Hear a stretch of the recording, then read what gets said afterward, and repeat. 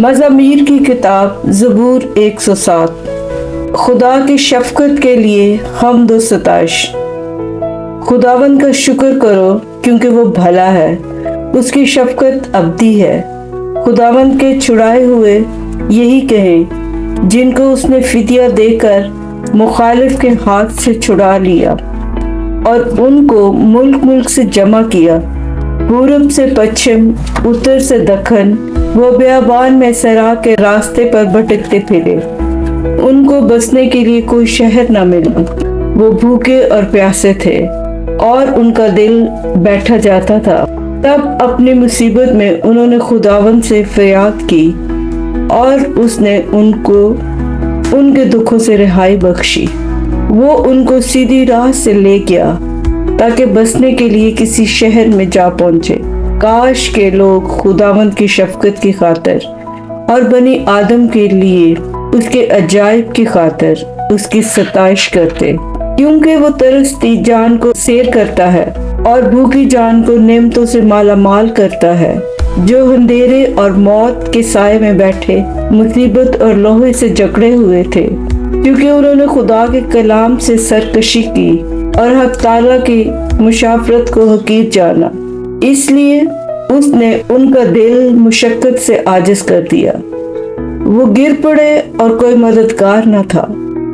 تب اپنی مصیبت میں انہوں نے خداوند سے فریاد کی اور اس نے ان کو ان کے دکھوں سے رہائی بخشی۔ وہ ان کو اندھیرے اور موت کے سائے سے نکال لایا اور ان کے بندھن توڑ ڈالے۔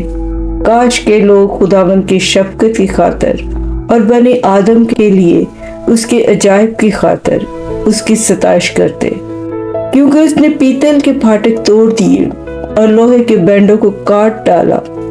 احمق اپنی خطاؤں کے سبب سے اور اپنی بدکاری کے باعث مصیبت میں پڑتے ہیں۔ ان کے جی کو ہر طرح کے کھانے سے نفرت ہو جاتی ہے اور وہ موت کے پھاٹکوں کے نزدیک پہنچ جاتے ہیں۔ تب وہ اپنی مصیبت میں خداوند سے فریاد کرتے ہیں اور وہ ان کو ان کے دکھوں سے رہائی بخشتا ہے۔ وہ اپنے کلام نازل فرما کر ان کو شفا دیتا ہے اور ان کو ان کی ہلاکت سے رہائی بخشتا ہے۔ کاش کے لوگ خداوند کی شفقت کی خاطر اور بنی آدم کے لیے اس کے عجائب کی خاطر اس کی ستائش کرتے۔ وہ شکر گزاری کی قربانیاں گزارتے اور گاتے ہوئے اس کے کاموں کو بیان کرے۔ جو لوگ جہازوں میں بحر پر جاتے ہیں اور سمندر پر کاروبار میں لگے رہتے ہیں، وہ سمندر میں خداوند کے کاموں کو اور اس کے عجائب کو دیکھتے ہیں، کیونکہ وہ حکم دے کر طوفانی ہوا چلاتا ہے جو اس میں لہریں اٹھاتی ہے۔ وہ آسمان تک چڑھتے اور گہراؤں میں اترتے ہیں۔ پریشانی سے ان کا دل پانی پانی ہو جاتا ہے۔ وہ جھومتے اور متوالے کی طرح لڑکھڑاتے ہیں اور حواس باختہ ہو جاتے ہیں۔ تب وہ اپنی مصیبت میں خداوند سے فریاد کرتے ہیں اور وہ ان کو ان کے دکھوں سے رہائی بخشتا ہے۔ وہ آندھی کو تھما دیتا ہے اور لہریں موقوف ہو جاتی ہیں۔ تب وہ اس کے تھم جانے سے خوش ہوتے ہیں۔ یوں وہ ان کو بندرگاہ مقصود تک پہنچا دیتا ہے۔ کاش کے لوگ خداوند کی شفقت کی خاطر اور بنی آدم کے لیے ان کے عجائب کی خاطر اس کی ستائش کرتے۔ وہ لوگوں کے مجمع میں اس کی بڑائی کرے اور بزرگوں کی مجلس میں اس کی حمد۔ وہ دریاؤں کو بیابان بنا دیتا ہے اور پانی کے چشموں کو خشک زمین۔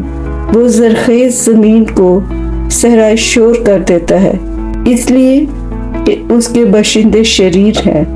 وہ بیابان کو جھیل بنا دیتا ہے اور خشک زمین کو پانی کے چشمے۔